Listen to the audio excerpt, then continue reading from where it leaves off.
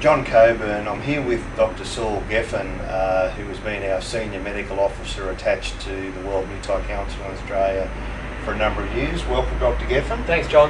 Now, I thought we'd start with a little interview for the doctor and then let him, as the website develops, let him move into training tips on his own. Now, perhaps you could tell our people about your background in medicine and then in the sport. Thank you. I'm a rehabilitation specialist with an interest in sports medicine and have been working with kickboxers and Thai boxers for 15 years. Originally trained under Joe Hilton on the Sunshine Coast in Thai boxing, and competed myself. I have a glorious career of one fight for one loss. I've been the doctor at approximately 200 promotions, and so have sat next to, I think, around 2,500 Thai boxing bouts, and looked after multiple Queensland, Australian and international champions.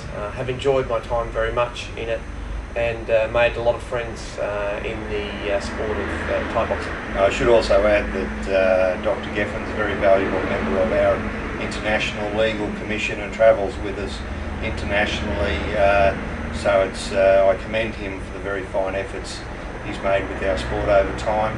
I thought I might just get you to talk a little bit about issues in relation to hydration of athletes. Right. Well, in general, I should preface this with the fact that I see the role of a doctor in a sport such as this primarily as an advocate for a competitor's health and safety. The trainers and the promoters and referees and judges play other roles, and the principal role for the doctor is to look after the fighters, ensure their health and safety, and I would have no hesitation in stopping or precluding people from competing if I felt there was a serious risk to their health. So in terms of hydration and recovery, this is a major issue in terms of Thai boxing for two main reasons. Primarily, Thai boxers are middle distance athletes. The length of competition ranges between 8 minutes and 15 minutes, which is the same as a middle distance running event such as a 5,000 metre run, 5 to 10,000 metre run. So these people need to be adequately hydrated to operate at very high levels for times between 10 and 15 minutes. That's the first issue. And of course, in Thai boxing, we are a weight-limited sport, and so obviously it is important to be as light as possible, and so therefore not to have extra fluid on board. And there are a number of competitors who attempt to lose weight by dehydrating themselves prior to a kickboxing event or a Thai boxing event. Well, can I ask you then, what do you say would be the safe level of fluid to lose over, say, the last 24 hours prior to a bout?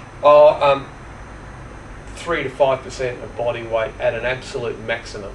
Right. So that would mean that a 70 kilogram fighter should lose no more than 3 to 4 kilos in the 24 hours prior to being weighed for an event.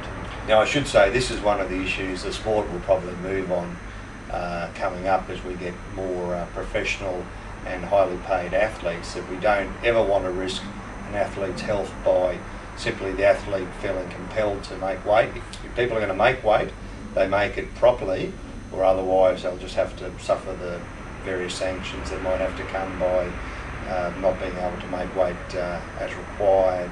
Yes, and one of the things that promoters and trainers could do is, in as much as possible, please move the weigh-in at least 24 hours prior to a competition event, so if a fighter is dehydrated, that they have a good chance to rehydrate prior to the event. Look, thanks, Doctor. I appreciate your time, and we'll talk more. Thank you.